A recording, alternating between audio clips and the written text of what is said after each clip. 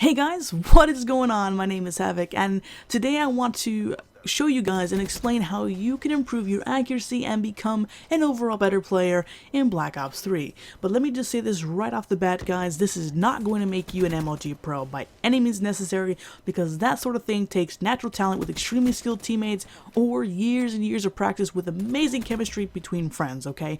So this is only going to help develop your skills so that you can feel more comfortable with how you play. So with that being said, let's kind of jump right into things. When you play any Call of Duty game, you know that there are several important factors that you have to know in order to be efficient. Map awareness, spawns, angles, quick reactions, and of course accuracy. But before all else, I would say that accuracy would come down to the least important of the list of items I just mentioned, because from a competitive standpoint, if you don't know the first four, you won't even have a chance to test your accuracy. But I'm not at all saying that accuracy is not important. It absolutely is. It's very important, especially when you play against people who know everything else, and gun skill is where it determines who's the good player from the best player. So how do you increase your accuracy? Well, there are a lot of players who will just say just keep playing, or it just takes a lot of practice, but sometimes just playing the game isn't going to be enough.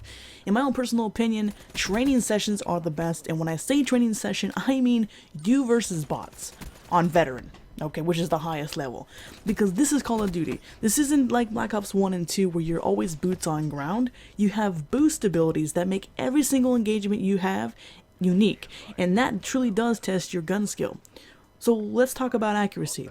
What you should consider is pretty much going into a custom games match and start finding a sensitivity that fits your playstyle and one that is comfortable, meaning don't set it too low where you can't turn fast enough, or don't set it too high where you're over aiming and then you become less accurate, because the goal here is to become accurate. So the best way of doing this is creating a standard team deathmatch game with max bots. Well, okay, maybe not max bots. Let's start with 6, and maybe on Nuketown. It's a smaller map if you have it. This helps ensure that you work on your aiming better than getting killed right off the bat, because veteran, they'll pretty much snap you in one shot. So you're going to pick the map, set up the class that you want to use with the gun, the attachments, and then start the game. Now once you're actually in the game, work on body shots from the waist up. Don't even worry about headshots right now, because you want to be able to get used to your sensitivity. And once you're pretty much consistent with body shots on your default sensitivity and it feels pretty good, go ahead and step it up another notch. So turn it 1 or 2 clicks higher. But keep in mind that if you're an AR player, like an anchor, you know, the AR is a little bit heavier, so that sensitivity when you're aiming might feel a little bit lower.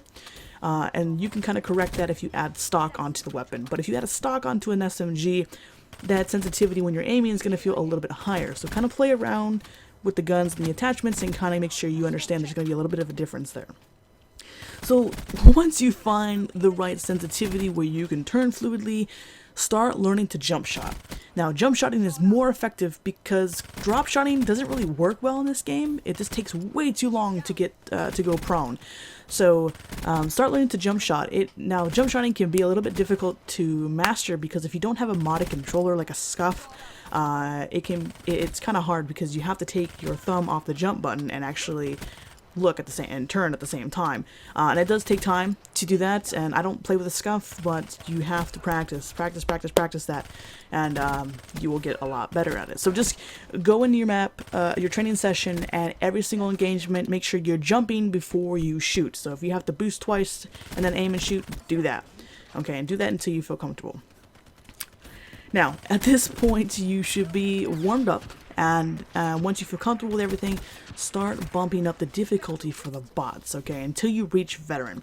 And just an FYI, veteran is definitely no joke, okay? But in the meantime, start learning the maps, start learning the angles of the maps, learn the rotations of objectives if you're playing hardpoint, or learn the time it takes to get one point to another.